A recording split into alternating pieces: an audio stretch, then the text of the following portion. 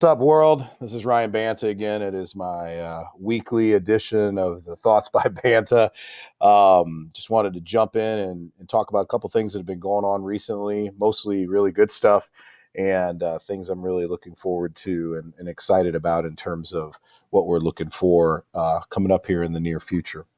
So first thing I wanted to do is I wanted to thank all the Minnesota coaches this weekend. I spoke at the Minnesota Track and Cross Country Association Clinic. It was awesome. There was 575 coaches that participated in the clinic in some shape or fashion. And one of the really cool things about Minnesota is what they say about it is true. Everybody there is really, really nice. And I had packed rooms for pretty much the entire clinic and had the most positive feedback and the most questions and the best questions that I've had thus far. So in terms of PRs in life, that was a PR clinic so far. For those coaches that were there, I'm offering a discount price on the book and some other materials for free. So if you guys are listening in or paying attention, take advantage of that. Also, anybody who is an aspiring coach or has spoken at a number of different clinics in the past, Minnesota would be a good place to go. It was well attended all the way through the entire clinic and even for the last sessions of the clinic itself, which is a rare thing when you consider how usually clinics go. One of the neat things that I experienced is just the passion the coaches had for a thing called True Team. So they have a True Team Championship where they take the regional representatives from their regional meets, and the teams that are the best in those regions then compete against each other for what's called a True Team state title. Because, in track and field, you have one or two really good individuals. At the end of the year, they could win a state title on their own, but that doesn't necessarily represent what we're doing as track and field coaches, which are building programs that are vast in multiple events and things like that, or have a track and field team versus just a field team or just a track team. So it was awesome. It was a great experience. I really enjoyed it. And it was also kind of fun to be in town right when they're getting things set up for the Super Bowl. So it'll be interesting to see all those people and how they experience that all the way up in the big north. Next thing I wanted to talk about is I'll be presenting on President's Day at Altus, which is the training center for a lot of professional track and field athletes in Phoenix. While I'm there, I'll be talking about the similarities between elite practitioners of speed. I had a good conversation with Coach Andreas today about kind of what they want that presentation to look like and the focus of that. And I'm really excited about the challenge and the opportunity to try to tie in these very divergent sets of training and ideas and coaches and tie it up into a nice bow that makes a lot of sense in terms of the positive and negatives of the different types of plans and the process that I went through in creating the book in the first place. So I'm looking forward to that opportunity. If you have not signed up yet, there is still time to sign up for the Apprentice Coaches Program. And they have a lot of people that are there every year, and you get to rub shoulders right next to world champions and Olympic medalists and some of the best coaches in any sport that the world can provide. It's a once in a lifetime experience for those who have gone. Me personally, I've gone, and it has completely changed my life in terms of what I do as a coach, and just having that experience was very rewarding. Also during the winter, we talk a lot about off season. Now is the time, if you're a track and field athlete out there listening to this and your season starts late February or early March, it is time. It is time to start conditioning. It is time to get out there and start working. If you're not doing that, your chances of getting what you want out of your performance, guys, there's a critical amount of time that it takes to prepare yourself for the sport of track and field.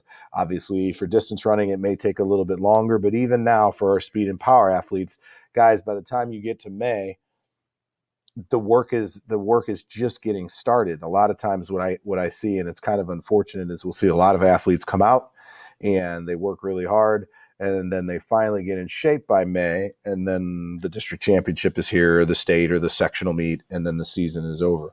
This is the time to work. Coaches, don't be afraid to take your athletes outside, even if it's below 30 degrees and it's dry on the track. There's no reason you can't go out there and do some things on the turf and on the track to train to get your athletes prepared, barring within the rules that you have for your state and what you are allowed to do when it comes to conditioning. But there's so much you can do that doesn't even have to be sports related.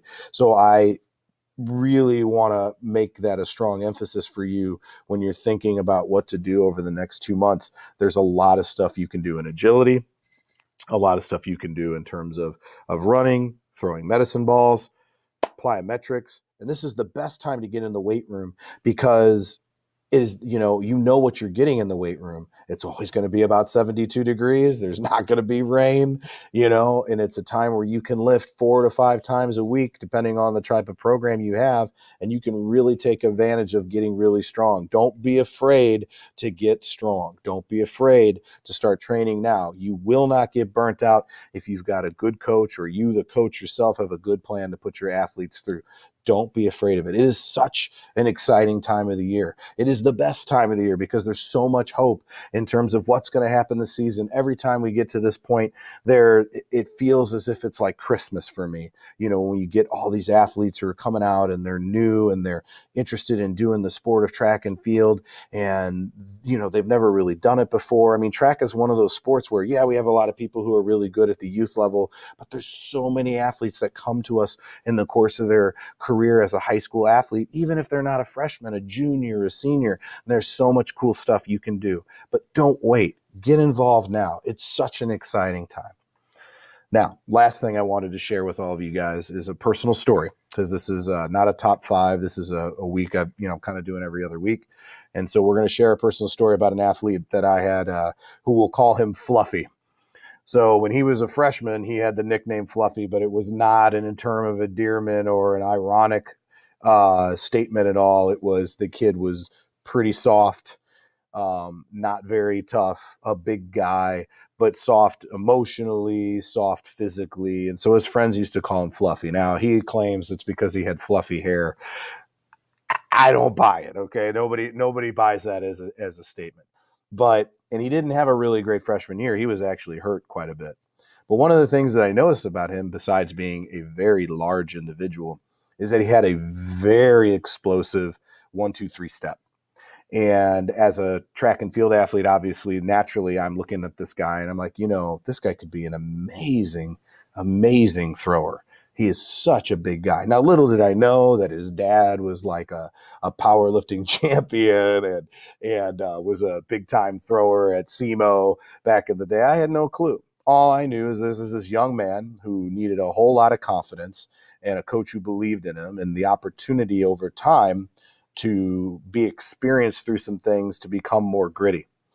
And so I pulled him aside one day and I said, hey man, I know your freshman season wasn't really great. I know the experience wasn't necessarily what you wanted, but you have some of the physical tools that I think you could be amazing. I really do. And most kids that would have been outside in looking at that situation would have thought I was feeding this kid a line, that this was never going to happen.